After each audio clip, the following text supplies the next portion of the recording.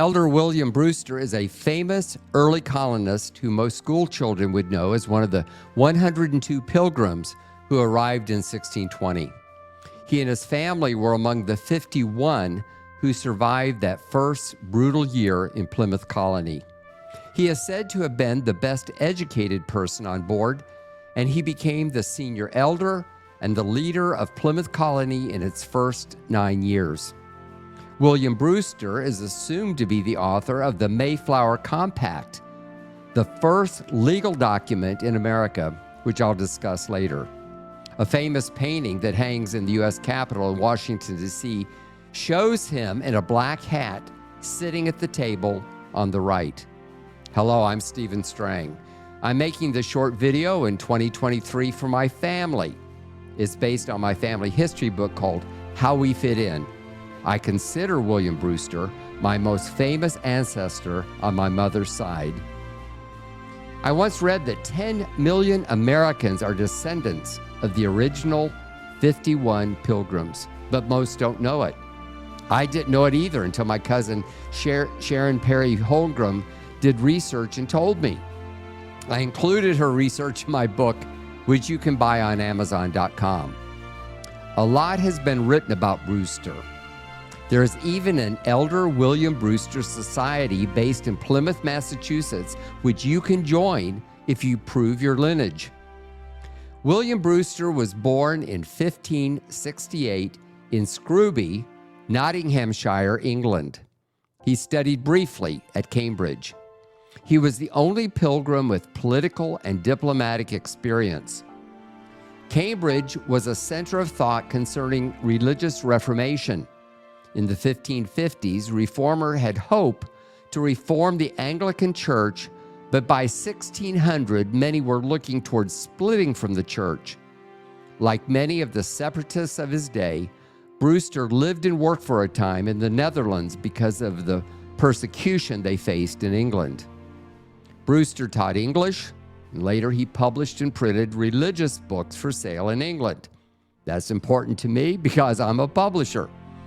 Then in 1619, Brewster published a religious tract critical of the English King James, that's the same King James of the Bible in 1611, which was only a few years before.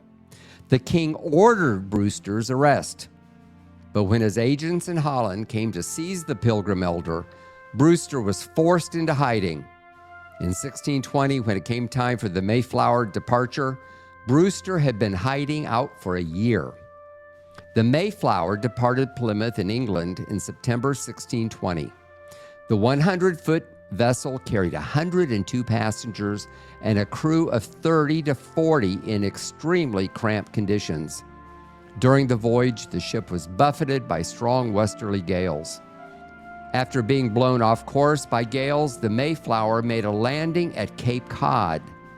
The group arrived in the area near present-day Plymouth, Massachusetts on December 21st, 1620, barely before Christmas.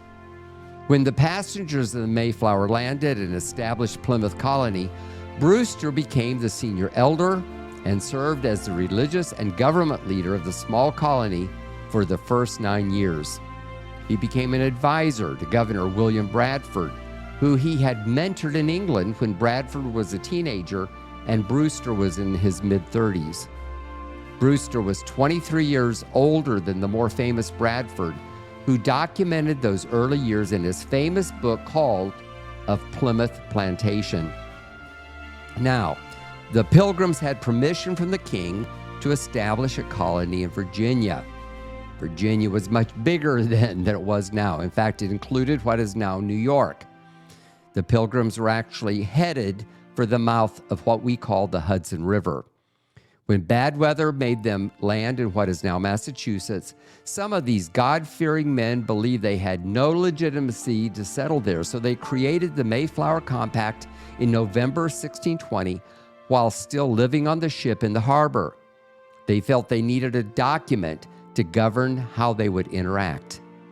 Here's what they wrote in part. Having undertaken for the glory of God and the advancement of the Christian faith and honor of our king and country, a voyage to plant the first colony in the northern parts of Virginia, do by these presents solemnly and mutually in the presence of God and one another, covenant and combine ourselves together into a civil body politic for our better ordering and preservation and furtherance of the ends aforesaid, and by virtue hereof to enact, constitute, and frame such a just and equal laws, ordinances, acts, constitutions, and offices from time to time as should be thought most meet and convenient for the general good of the colony, unto which we promise all due submission and obedience. And then they signed it. You can see here our ancestor William Brewster's signature.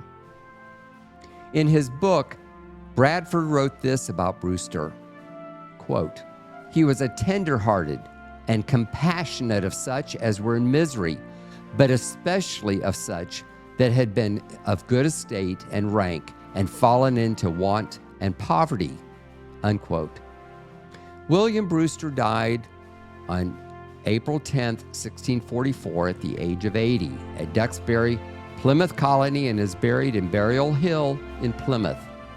A memorial stone exists there for him, which states that it's in his honor of Elder William Brewster, patriarch of the Pilgrims and their ruling elder from 1609 to 1644. Interesting, they said 1609. That was 11 years before they came to Plymouth. So he was their elder over in England and in Holland. Brewster was granted land among the islands of Boston Harbor, and 4 of the outer islands are called Greater Brewster, Little Brewster, Middle Brewster, and Outer Brewster. In 1632, he received land in nearby Duxbury, and he moved there from Plymouth to create a farm.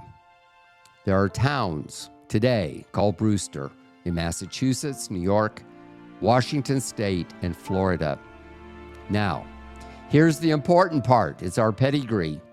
There are many more details in my book, but just briefly, I'll start with William Brewster. He was born in 1566 in Scrooby, Nottingham, England. His oldest son was Jonathan Brewster, born in 1593, also in Scrooby. Jonathan had 8 children, including a son, Benjamin Brewster, born in 1633 in Duxbury, Massachusetts.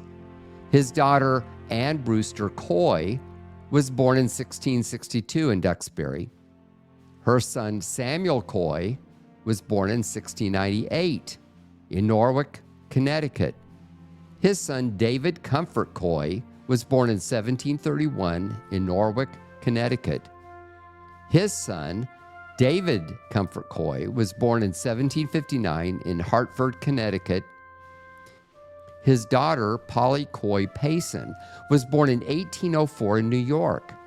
And her daughter, Hannah Hale Payson, was born in 1833 in New York. And her daughter, Bertha Josephine Friedendahl Kersey, was born in 1861 during the Civil War in Bradford, Wisconsin. Her daughter, Alice Kersey Farley, my grandmother, who I remember, was born in 1891 in Aliceville, Kansas. Her daughter, Amy Farley Strang, my mother, was born in 1928 in Sharon, Kansas. Her son, Stephen Strang, that's me, was born in 1951 in Springfield, Missouri. Each of my cousins can just insert your names in the last couple of generations. I hope you've enjoyed this little video. It's an adaptation of my book, How We Fit In. You can get it on Amazon.com, and it has a lot more details and all the documentation that I found. Share this with other family members so they understand the rich history we have and how we're descended from this great American hero.